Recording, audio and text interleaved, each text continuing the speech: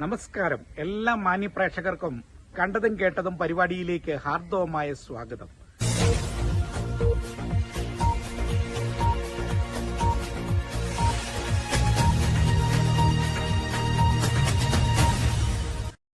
ഞാൻ നിങ്ങളുടെ സ്വന്തം സോണിച്ചൻ നാൽപ്പതാംകുളമാണ്.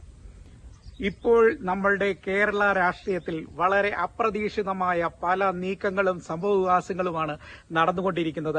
പലരെയും അത്ഭുതപ്പെടുത്തുന്ന രീതിയിലുള്ള ഓരോ നീക്കങ്ങളുമാണ് ഓരോ ദിവസവും രാഷ്ട്രീയത്തിൽ പുതുതായി കടന്നു വന്നുകൊണ്ടിരിക്കുന്നത്. ഏറ്റവും പുതുതായിട്ട് വന്നിരിക്കുന്നത് ഇപ്പോൾ സന്ദീപ് വാര്യർ ബിജെപിയിൽ നിന്നും കോൺഗ്രസ് പാളയത്തിലേക്ക് എത്തി എന്നുള്ളതാണ്. അതാണ് ഇപ്പോൾ കോൺഗ്രസിനെ സംബന്ധിച്ച് വലിയൊരു ആത്മവിശ്വാസം കൂട്ടുകയാണ്.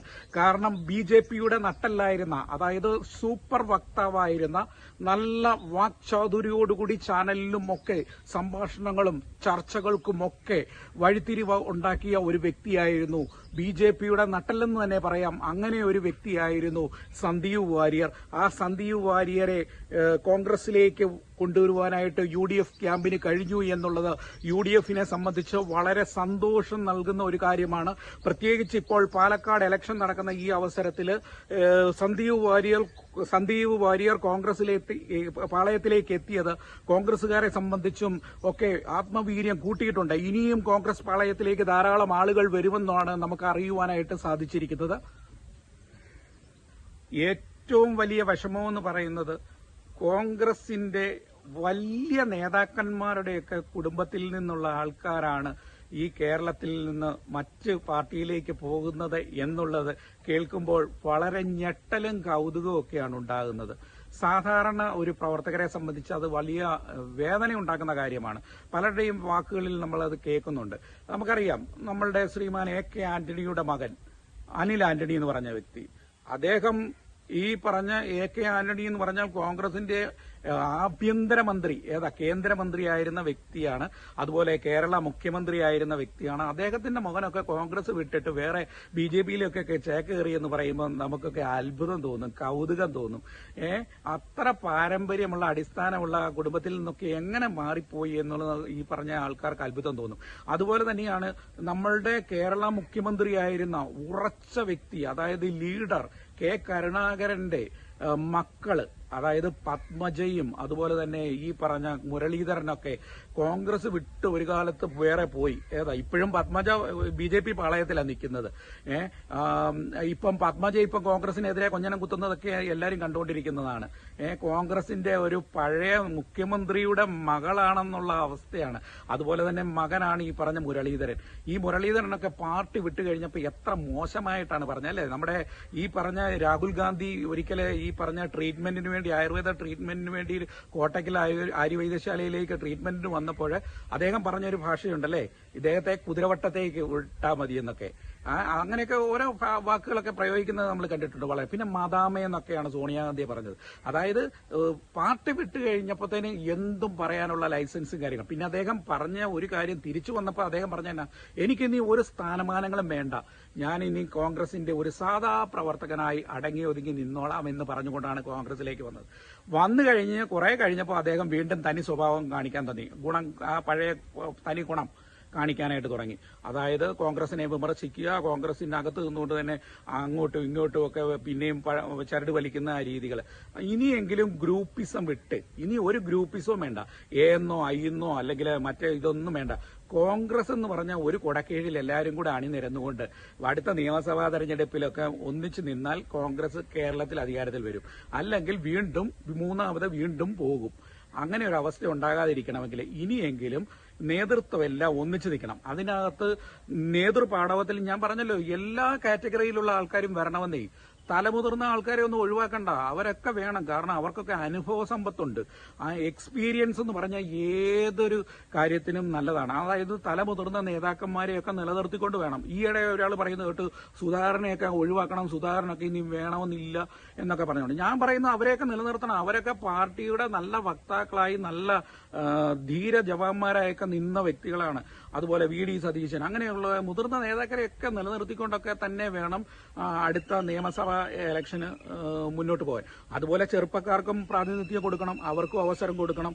അതുപോലെ എല്ലാ കാറ്റഗറിയിലുള്ള ആൾക്കാരെ ഉൾപ്പെടുത്തിക്കൊണ്ട് ശക്തമായ ഒരു ചുവട് വെക്കുവാനായിട്ട് കോൺഗ്രസ് ഇനിയും ശ്രമിച്ചില്ലെങ്കിൽ കോൺഗ്രസിന് തിരിച്ചടി ഉണ്ടാവും. കാരണം പലപ്പോഴും സംഭവിക്കുന്നത് എന്താണ്, അധികാരമോഹത്തിന് വേണ്ടിയിട്ട് ഇലക്ഷനൊക്കെ ആകുമ്പോൾ കാലുവാരുമ്പോൾ സംഭവിക്കുന്നത് എന്താണെന്ന് വെച്ചാൽ എതിർ പാർട്ടികൾക്ക് അത് ഗുണം ചെയ്യും, അവർ വിജയിക്കും. പാലക്കാടിനെ സംബന്ധിച്ച് പാലക്കാട് നല്ല ഒരു ചാൻസിന് വന്നിരിക്കുകയാണ്. അതായത് അവിടെ വൻ ഭൂരിപക്ഷത്തിൽ ജയിച്ച് കോൺഗ്രസിന്റെ പ്രതിനിധിയായി വന്ന ഒരു വ്യക്തിയാണ് ഷാഫി പറമ്പിൽ. ഇപ്പൊ ഞാൻ കഴിഞ്ഞ ദിവസം അവിടെ നിങ്ങൾ കണ്ടില്ലേ, രഥോത്സവത്തിന് പോയിരുന്നു. ഞാൻ അവിടെ ഷൂട്ട് ചെയ്തു. എന്റെ ചാനലിൽ അതിന്റെ വീഡിയോസ് ഒക്കെ വന്നിട്ടുണ്ട്, 2-3 വീഡിയോസ് ഇപ്പം വന്നിട്ടുണ്ട്. അപ്പോൾ അതിന്റെ അവിടെ പോയപ്പോൾ ഞാൻ അവിടുത്തെ KSRTC സ്റ്റാൻഡൊക്കെ കണ്ടു. അതായത് 8.25 കോടി രൂപ ആദ്യം അനുവദിച്ചു. ഇപ്പൊ അതിന്റെ ലൈറ്റും കാര്യങ്ങൾക്കൊക്കെ ആയിട്ട് 2 കോടി രൂപ, അതായത് 10.25 കോടി 11 കോടിയോളം രൂപ അദ്ദേഹം ഷാഫി പറമ്പിൽ ഈ പറഞ്ഞ പാലക്കാട് KSRTC ആ ഒരു വികസനത്തിന് വേണ്ടി മാത്രം വിനിയോഗിച്ചു. അതുപോലെ പല ഭാഗങ്ങളിലും അദ്ദേഹം ചെലവഴിച്ചിട്ടുണ്ട്. ഞാൻ പറഞ്ഞതെന്ന് വെച്ചാൽ അദ്ദേഹം ഒരു ചെറുപ്പക്കാരനായ ഒരു വ്യക്തിയാണ്. ഞാൻ പറഞ്ഞല്ലോ, അതുപോലെ പാർട്ടിയിൽ എല്ലാ ആൾക്കാർക്കും പ്രാതിനിധ്യം കൊടുക്കണം എങ്കിൽ മാത്രമേ ഇനിയും പാർട്ടി മുന്നോട്ട് പോവുകയുള്ളൂ. അല്ലെങ്കിൽ കോൺഗ്രസ് പാർട്ടി ഈ പറഞ്ഞ മത്സരിക്കുകയാണെങ്കിൽ, അങ്ങോട്ടും ഇങ്ങോട്ടും കൂടെ പാർട്ടിയിൽ അണികൾ തമ്മിൽ അങ്ങോട്ടും ഇങ്ങോട്ടും കൂടെ മത്സരിക്കുകയാണെങ്കിൽ, നേതാക്കന്മാർ തമ്മിൽ കടിച്ചു കീറി അധികാരത്തിന് വേണ്ടി വടംവലി നടത്തുകയാണെങ്കിൽ പാർട്ടി പരാജയപ്പെടും. അങ്ങനെ പ്രശ്നമുണ്ട്. പിന്നെ എന്തിനാ വെറുതെ സന്ദീപ് വാര്യർ ഇങ്ങോട്ട് വരും? പാർട്ടി ജനാധിപത്യ പാർട്ടി അതിന് പ്രശ്നമുണ്ടാവും. പിന്നെ നിങ്ങൾ സന്ദീപ് വാര്യരും കൂടി ഇങ്ങോട്ട് കൊണ്ടുവരണോ? പിന്നെ ശ്രീ രാഹുൽ ഗാന്ധിയെ ചികിത്സാർത്ഥം കോട്ടയ്ക്കൽ അഡ്മിറ്റ് ചെയ്തപ്പോൾ കോട്ടയ്ക്കലല്ല കുതിരവട്ടത്താണ് അഡ്മിറ്റ് ചെയ്യേണ്ടത് എന്ന് പറഞ്ഞ ആളാണ്. ഈ സ്നേഹത്തിൻ്റെ കടയിൽ മെമ്പർഷിപ്പ് എന്നും നിലനിൽക്കണം. അല്ലാതെ ഇനിയിപ്പോൾ അസംബ്ലി ഇലക്ഷനൊക്കെ അടുത്ത അസംബ്ലി ഇലക്ഷൻ കഴിഞ്ഞാൽ വീണ്ടും വെറുപ്പിൻ്റെ കടയിലേക്ക് മെമ്പർഷിപ്പ് എടുക്കാൻ പോകരുത്. കാരണം എന്നാ വെച്ചാൽ ഇങ്ങനെ ഒരു കുത്തുവാക്ക് വരുന്നവരെ സ്വീകരിക്കണം. ഇപ്പൊ മുരളീധരൻ അതല്ലേ മര്യാദ, ആദിത്യ മര്യാദ. നമ്മളുടെ വീട്ടിലേക്ക് ഒരാൾ കടന്നു വരുമ്പോൾ ഇരു കൈയും നീട്ടി സ്വീകരിക്കണം. അദ്ദേഹത്തിന് BJP പാരമ്പര്യത്തിൽ നിന്നാണ് അദ്ദേഹം വന്നത്. നിങ്ങളൊക്കെ കോൺഗ്രസ് പാരമ്പര്യമൊക്കെ ഉണ്ടായിട്ട് നിങ്ങൾ ഈ കാട്ടിക്കൂട്ടിയ മടിത്തരങ്ങളും ഒക്കെ എന്താണ്? അപ്പൊ ഇദ്ദേഹം വന്നപ്പോൾ അദ്ദേഹത്തെ ഇരു കൈയും നീട്ടി സ്വീകരിക്കണം. എല്ലാ വിഭാഗങ്ങളും അദ്ദേഹത്തെ സ്വീകരിച്ചു. അതായത് പാണക്കാടി എന്നപ്പോൾ കണ്ടോ, അവർക്ക് ഇരു കൈയും നീട്ടി സ്വീകരിച്ചു. ലീഗ് അവരെ സ്വീകരിച്ചു. അതുപോലെ കോൺഗ്രസിന്റെ എല്ലാ നേതാക്കളും, അതായത് ചെറുപ്പ വ്യത്യാസം കൂടാതെ ഈ എല്ലാ ആൾക്കാരും അദ്ദേഹത്തെ ഇരു കൈയും നീട്ടി സ്വീകരിച്ചു. ഇനിയെങ്കിലും മുരളീധരൻ എന്നിട്ട് മുരളീധരൻ അദ്ദേഹത്തെ കുറ്റപ്പെടുത്തിയിട്ട് ആ സമയം തന്നെ അദ്ദേഹം അടുത്ത വാർത്താ സമ്മേളനത്തിൽ ഈ പറഞ്ഞ സന്ദീപ് വാര്യർ പറഞ്ഞാൽ എന്റെ ഒരു മൂത്ത ജ്യേഷ്ഠന്റെ സ്ഥാനത്താണ് ഞാൻ അദ്ദേഹത്തെ കാണുന്നത്. അദ്ദേഹത്തിന് പറയാൻ അഭിപ്രായമുണ്ട്, അദ്ദേഹം പറയട്ടെ, ഞാനതിൽ ആ ഒരു ഇതിലേ എടുക്കുന്നുള്ളൂ, ആ സ്പിരിറ്റിലേ എടുക്കുന്നുള്ളൂ എന്ന് പറഞ്ഞാൽ അദ്ദേഹം വളരെ കൂളായിട്ട് അത് കൈകാര്യം ചെയ്തു, ഹാൻഡിൽ ചെയ്തു. അത് സന്ദീപ് വാര്യരുടെ മിടുക്ക്. അതുപോലെ ഇനിയെങ്കിലും ഈ തെറ്റുകളൊക്കെ തിരുത്തിക്കൊണ്ട് മുരളീധരനും ഒന്ന് ആത്മപരിശോധന നടത്തണമെന്നാണ് എനിക്ക് പറയാനുള്ളത്. ഒരു മനുഷ്യനെ നമുക്ക് പൂർണ്ണമായിട്ടും ആരും പൂർണ്ണനല്ല, പരിപൂർണനായിട്ട് ആരുമില്ല, അത് ദൈവം മാത്രമേ ഉള്ളൂ. അല്ലാതെ നമ്മളൊക്കെ അപൂർണരാണ്. അപ്പോൾ തെറ്റുകളും കുറ്റങ്ങളും ഒക്കെ ഉണ്ടാവും. ഇപ്പോൾ അതൊക്കെ നമ്മളെ ക്ഷമിച്ചും പുറത്തും നമ്മളുടെ സഹജീവികളാണ്. ഇപ്പം കോൺഗ്രസ് എന്നായിക്കോട്ടെ, കമ്മ്യൂണിസ്റ്റ് എന്നായിക്കോട്ടെ, BJP എന്നായിക്കോട്ടെ, അതൊക്കെ ഒരു രാഷ്ട്രീയം, അതൊരു സൗഹൃദമായി എടുത്തുകൊണ്ട് നല്ല ഒരു അന്തരീക്ഷം ഉണ്ടാക്കണം. അങ്ങനെ പാർട്ടികൾ തമ്മിൽ നല്ലൊരു അന്തരീക്ഷത്തിൽ മത്സരിക്കണം. അല്ലാതെ വാശിയും വെറുപ്പിന്റെ രാഷ്ട്രീയവും അല്ലെങ്കിൽ അടിപിടിയുടെ രാഷ്ട്രീയവും കൊലപാതകത്തിന്റെ രാഷ്ട്രീയവും ഇതൊക്കെ മറന്നുകൊണ്ട് ഇപ്പൊ LDF ആയിക്കോട്ടെ, UDF ആയിക്കോട്ടെ, BJP ആയിക്കോട്ടെ, എല്ലാവരും നല്ല ഒരു അന്തരീക്ഷത്തില് ഒരു ഇലക്ഷനൊക്കെ നടത്തി ഭരണം നടത്തുമ്പോൾ ഈ തമിഴ്നാട്ടിലൊക്കെ കാണിക്കുന്ന കണക്ക് തെരഞ്ഞെടുക്കപ്പെട്ട് കഴിഞ്ഞാൽ അത് ഈ പറഞ്ഞ ആരധികാരത്തിൽ വരുന്നോ അവര് ഒരു കാര്യം പാസ്സാക്കി കഴിഞ്ഞാൽ അതിന് പരിപൂർണ പിന്തുണ കൊടുക്കണം. അതാണ് ചെയ്യേണ്ടത്. തമിഴ്നാടിന്റെയൊക്കെ വിജയം അതാണ്.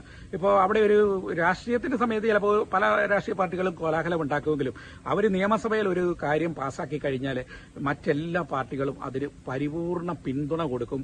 അത് സക്സസ് ആകുകയും ചെയ്യും.